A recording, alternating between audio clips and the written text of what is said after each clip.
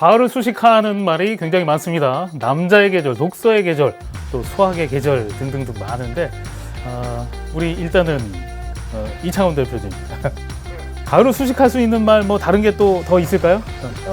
역시 그 천고마비의 계절이지 않겠습니까? 이게 하늘은 높고 말은 살쪄야 되는데 오늘 제가 화면 보니까 제 얼굴이 너무 살이 쪄가지고 말뿐만이 아니라 얼굴이 막 이만하게 나오고 있네요. 말이 살찌는 계절인데 제가 웃지를 못하겠네요. 예, 남 얘기 같지가 않아서. 우리 이슈 1위님 가을 앞에 붙이는 수식어 또 어떤 게 있을까요? 저는 축제의 계절이 아닐까 싶습니다. 네. 경치도 좋고 날씨도 좋고 사람들끼리 어울리기도 좋고 지금은 뭐 코로나라서 좀 그렇긴 하지만 그래서 단연 가을 하면은 축제 계절이다 이렇게 보입니다. 그래요. 이렇게 가을 천고마비의 계절 뭐 너무나 푸르른 계절인데 이 계절을 더 즐겨야 하는데 코로나19로 인해서 좀 못 즐겨서 아쉬운 점이 있습니다. 그리고 지역의 대표적인 축제들이 대부분 취소되거나 또 연기되고 있는 실정이거든요. 청 기자님 좀 설명 좀 해주시죠.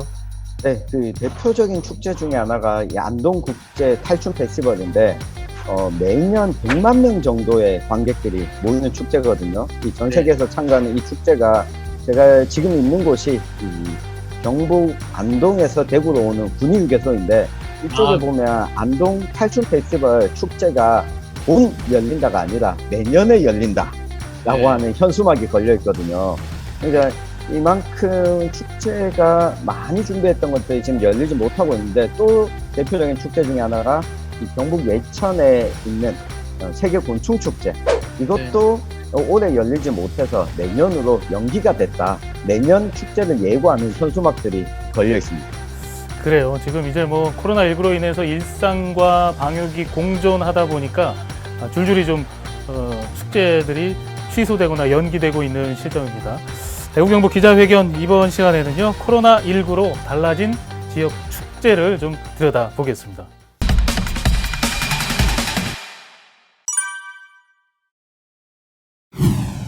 저희가 이제 일상이 코로나와 함께 좀 뭐라 그럴까요? 위드 코로나 그러는데요. 버무려져 있다 보니까 굉장히 달라진 것들이 많습니다. 비대면이 너무나 익숙해지고 있는데 온택트 축제가 이제 뭐라 그럴까요? 자리매김해 가고 있다고 좀 표현해도 될까요? 언택트는 다들 아실 거예요. 이제 콘택트에 UN 붙여가지고 이게 대표적인 콩글리시인데 사실 이제 만나지 못한 것은 이제 언택트다라고 이야기를 했는데 최근에 이제 ON 그러니까 온라인에서 만난다라고 하는 의미의 온택트라는 신조어가 생겨났고요. 이 온택트를 통해서 다양한 어떤 축제를 비롯한 문화 콘텐츠들이 지금 사람들에게 선보이고 있는 그런 상황입니다. 이게 어떻게 보면은 이제 또 전 세계적인 흐름이기도 하고 국내에서도 지금 말씀하신 대로 온택트 축제가 여기저기서 지금 열리고 있거든요. 우리 이슈 1위님이 좀 배경을 더 덧붙여 주실까요? 아무래도 사회적 거리두기 때문에 지역사회에 있던 축제들이 취소될 수밖에 없는 것이죠. 오프라인에서는.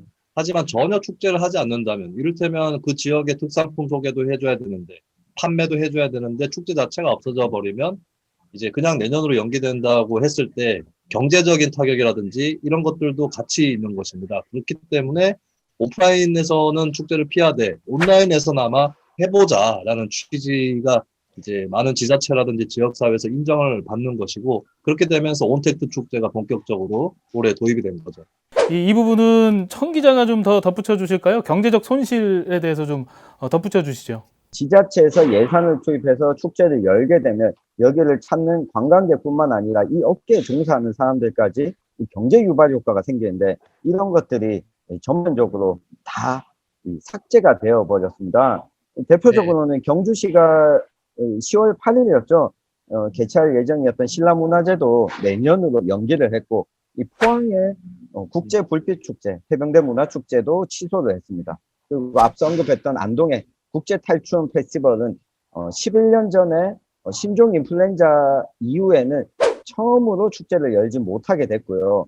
이 밖에도 경상과 청송, 예천, 봉화, 울진, 특히 이 봄가을에 경북의 군 단위에서 열리던 이 농산물과 특산품을 주제로 한 축제들 대부분이 열리지 못하면서 농가뿐만 아니라 이 축제의 장에 함께했던 뭐 이벤트 업계라든가 그리고 중소상인들이라든가 이런 분들이 다 경제적으로 타격을 입게 됐습니다.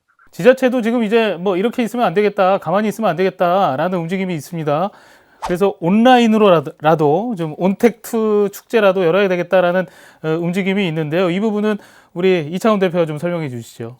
예, 그 대구 지역의 대표적인 축제죠. 그 동성로 축제가 오는 10월 23일부터 25일까지 온라인으로 개최가 됩니다. 제가 이거 기본 계획서를 봤는데 진짜 엄청난 버라이어티 쇼를 보는 듯한 그런 계획을 지금 하고 계시더라고요. 그러니까 일단 그 동성로에서 많은 시민들을 만나지는 못하지만 그 온라인을 통해서 많은 또 축제 관람객들 지금 모으고 있고요.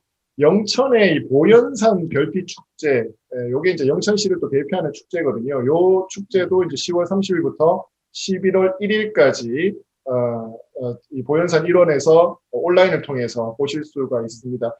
특히 뭐 인기 유튜버들을 통해서 그러니까 이전까지는 좀 축제 트렌드들이 좀 바뀐 게 예전엔 축제 하면은 굉장히 유명 가수들이라든가 좀 사람들이 집객을 할 수 있는 이런 프로그램들을 했었다라고 하면 최근에는 이게 이제 온라인으로 가다 보니까 막 인기 유튜버라든지 어떤 그 인플루언서들을 초청하는 경우들이 되게 많습니다. 영천 같은 경우에도 이런 전략들을 지금 쓰고 있고요. 영주의 무서 외나무다리 축제 같은 경우에도 10월 11일부터 11일까지 이틀간 온라인으로 개최가 되는데 여기는 이제 전통 혼례라든가 상여 행렬 이런 좀 우리나라의 전통 그 관훈상제 프로그램들이 많은데 이런 부분들도 이제 온라인으로 촬영을 해서 우리 시민들을 만날 예정입니다. 네, 지금 온라인으로 진행되고 있는 그런 축제도 소개해 주셨는데 영주에는 그 대표 축제가 풍기 인삼 축제죠. 역시 온라인으로 온택트 행사로 진행된다고 하는데요. 영주시장 인터뷰 잠깐 보시고 계속해서 얘기 나누겠습니다. 이번 풍기 인삼 축제를 온라인 온택트 축제로 개최하기로 했습니다. 또 인삼 축제를 알리고 또 축제를 알릴 뿐 아니라 인삼에 대해서 알리고 특히 이 풍기 인삼에 대해서 알리는 그러한 이제 다양한 컨텐츠를 만들어서 이렇게 이제 준비를 하고 있다는 말씀을 드리고요.